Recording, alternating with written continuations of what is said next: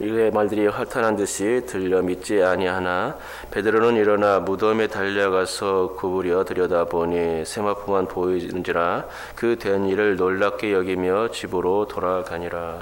아멘. 여러분, 장미꽃을 보면 아름답다는 그런 생각이 드십니까?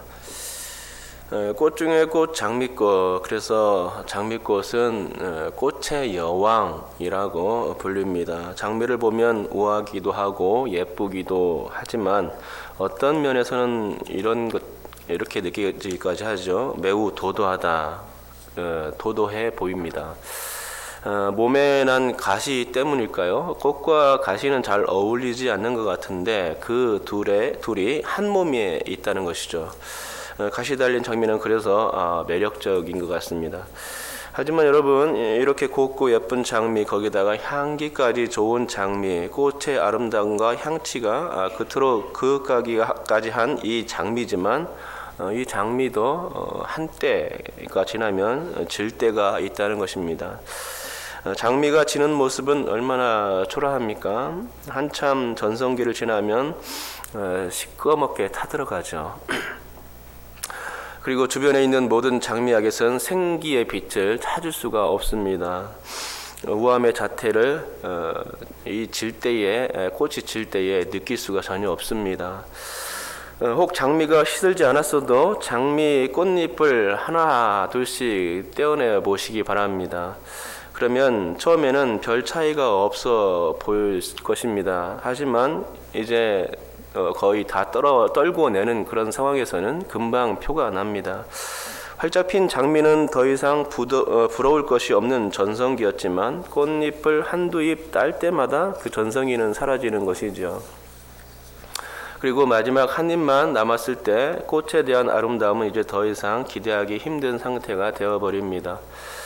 그리고 그 잎마저 떼어내게 되면 이제 장미꽃은 대롱만 남게 되고 이제 더 이상 꽃이라고 부를 수 없게 되는 상황이 연출되는 것입니다. 꽃이란 꽃잎이 모아져 있어야 꽃이라고 불릴 수 있는 것인데 꽃잎이 다 떨어진 대롱만 있다면 그것을 어떻게 꽃이라고 말할 수 있겠습니까? 꽃이 아니라 말 그대로 장미꽃대에 지나지 않을 것입니다. 언제 이 꽃대에 꽃이 피어 있었던가를 생각해 볼 때 그것은 이미 과거에 지난 일이었지 지금은 추억 속에 잠기고 또 도저히 기억조차 할 수 없는 일이 되어버린 것입니다. 자, 베드로를 보십시오. 전성기 때의 모습이 보여집니까? 공생애의 기간 동안 예수님을 열심히 쫓아다녔던 베드로, 수석 소리를 들었던 그 베드로의 모습이 지금 이 본문을 읽을 때에 보여지고 있습니까? 예수님이 돌아가시고 난 이후에 3일 동안 베드로는 매우 지쳐 있었습니다. 지금 베드로는 예수께서 십자가에 돌아가신 뒤에 다시금 옛날로 돌아간 상태입니다. 그는 예수님을 쫓기 전 어부였으니까 다시금 어부의 생활로 돌아간 것이죠. 사람을 낚는 그런 생활이 아니라 고기를 낚는 생활로 다시 돌아가게 된 것입니다. 그러니 영적인 견지에선 이 베드로의 상태를 침체기라고 말해야 옳을 것입니다. 회복 불가능한 상태, 장미꽃이 다 떨어진 상태가 되어버린 것이죠. 꽃이 활짝 핀 전성기는 이미 지나가 버린 것과 같은 것입니다. 그런 사람을 낚는 어부가 되어야 했고 그것이 그가 해야 할 최고의 영적인 전성기 일이었어야만 했던 것입니다.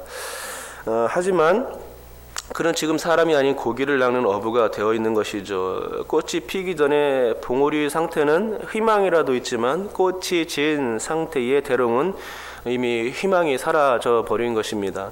기대와 흥분을 거기에서 결코 느낄 수가 없는 것이죠. 베드로가 바로 그런 침체기였습니다. 영적 침체의 예를 성경에서 들려면 대표적인 게 누구입니까? 엘리야 이야기를 떠올릴 수 있을 것입니다. 엘리야는 갈멜산에서 영적 대승리를 거두었습니다. 그래서 매우 사기가 중천했습니다. 모든 게 다 일사천리로 해결되는 것 같고 하나님의 뜻이 자신을 통해서 이루어지는 것을 볼 수 있었습니다. 이스라엘 백성들도 자기 편이 되어주는 것을 보았습니다. 아합도 이쯤 되면 우상 숭배에서 돌이켜 하나님을 제대로 섬기고 신정 통치를 잘하는 왕이 되어줄 줄 믿었습니다. 하지만 어떻습니까? 엘리야는 이세벨이 뜻하지 않은 공격에 휘말려 그만 힘을 잃고 말게 되는 것입니다. 그때 기운이 쏙 빠졌습니다. 이세벨이 엘리야의 목숨을 찾고 있었기 때문이죠. 모든 게 허탈해졌습니다. 다시금 일어나 하나님의 일을 한다는 게 너무도 힘겨웠습니다.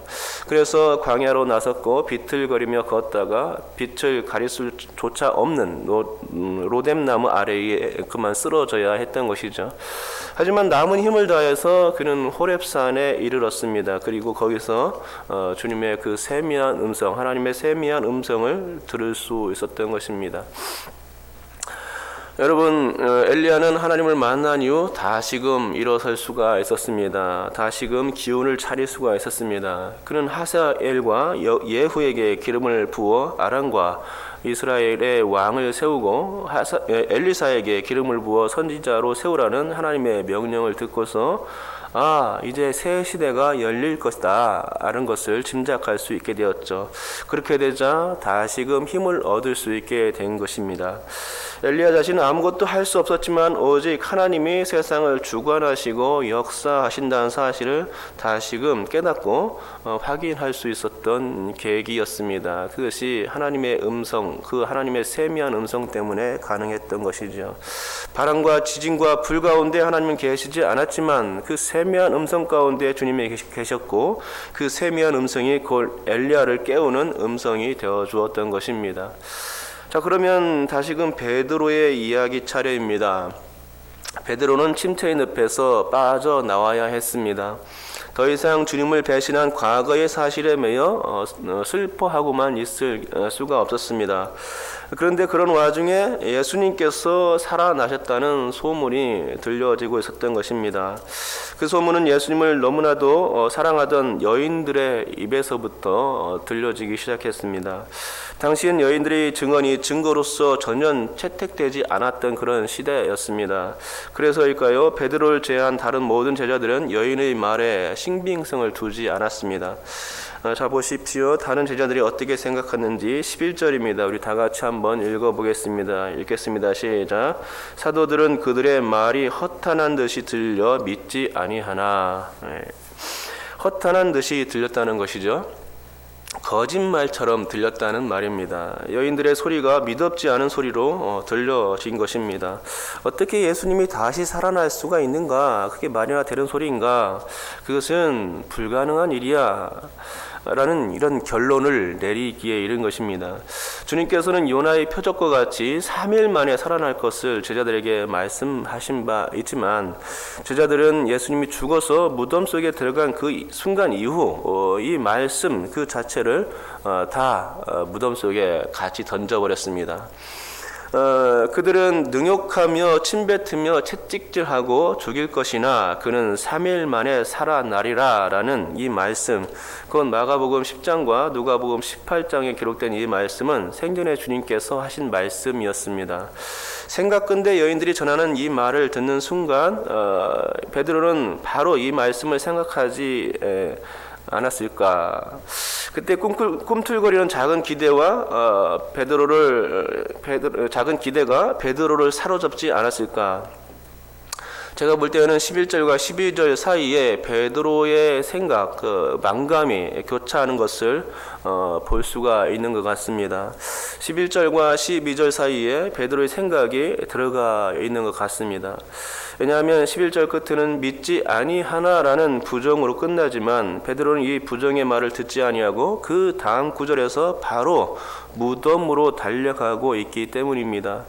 베드로의 생각이 그 사이에 들어가 있는 것이죠.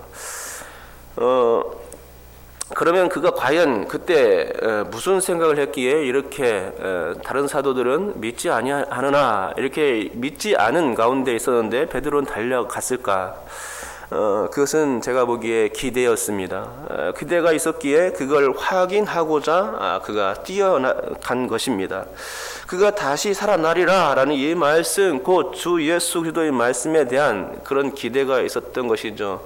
예수님의 평소에 하시던 말씀, 그 말씀이 생각났던 것입니다. 엘리야에게 들려주셨던 그 하나님의 세미한 음성이 그때 들려졌던 것이죠. 그래서 그 속에서 들려오는 성령의 음성을 듣고 베드로가 그 요동치는 기쁜 마음에 고개를 들고 가슴이 뛰어서 견딜 수가 없었고 또 그래서 그의 발을 움직여 달려가게 되었던 것입니다. 베드로는 뛰어가서 무덤을 들여다보았습니다. 그러나 거기에는 예수님이 계시지 않았습니다. 여인들의 말이 맞았습니다. 예수님이 계셔야 할 자리에는 세마포만 덩그러니 개어 있었습니다. 그 모습을 보는 순간 베드로는 흥분했습니다. 놀람을 감추지 못했습니다. 부정적인 측면에서가 아니라 긍정적인 측면에서 놀라고 또 흥분한 것이었습니다. 기대를 가지고 뛰어왔는데 그 기대가 헛되지 않음을 짐작할 수가 있었습니다. 그동안 베드로는 얼마나 마음고생이 심했습니까? 예수님을 끝까지 쫓겠다고 호언장담까지 했던 그 베드로, 그러나 예수님은 어땠습니까? 배반하고야 말았죠. 3번씩이나 부인했습니다. 그렇게 배신했던 베드로, 그 과거의 추억이 아직도 잊혀질 수 없는 사실로서 베드로에게 있는 것입니다. 아주 생생하게 자신의 머릿속에 강타해 오고 있는 것입니다. 잊혀질 수 없는 사건이었습니다.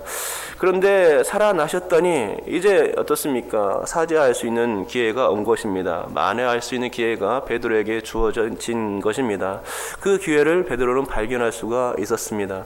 그래서 기대했고, 그래서 베드로는 흥분을 감추지 못했습니다. 여러분, 우리의 삶 가운데서 이런 기대와 흥분이 없다면 얼마나 삶이 공허할까요? 삶의 기대가 없다면 정말 공허할 것입니다. 왜 사는지 이유를 알 수 없을 것입니다. 하지만 삶의 기대가 끼어드는 순간 그 삶은 다시 활력으로 가득 차게 되는 것입니다. 그 기대치가 없고 있고는 그래서 중요합니다. 기대치가 사람을 좌우합니다. 기대치가 많은 그런 많은 사람은 언제나 웃을 수가 있고 또 자신만만하게 지낼 수가 있습니다. 당당한 것이죠. 삶이 당당합니다.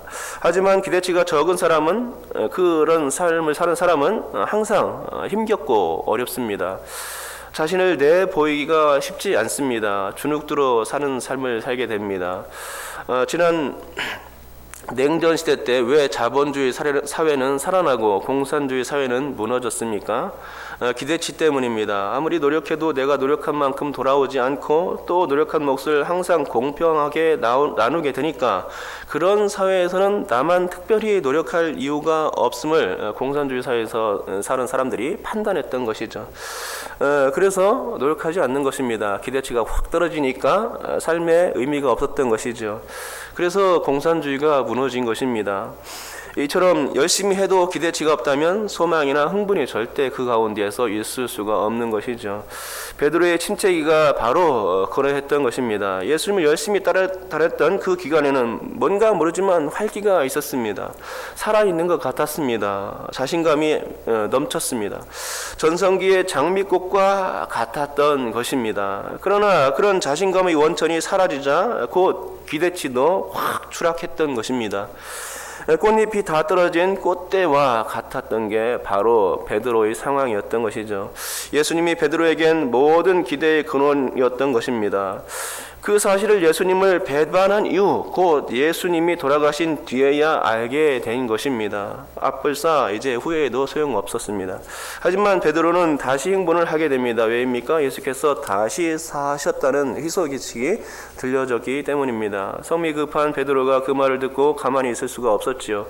작은 기대가 가슴속에서부터 일어나게 되니 정말 그런지 확인하고픈 마음이, 강렬한 그 마음이 들었던 것입니다. 그래서 뛰어갔고 그래서 무덤을 지켜본 것입니다.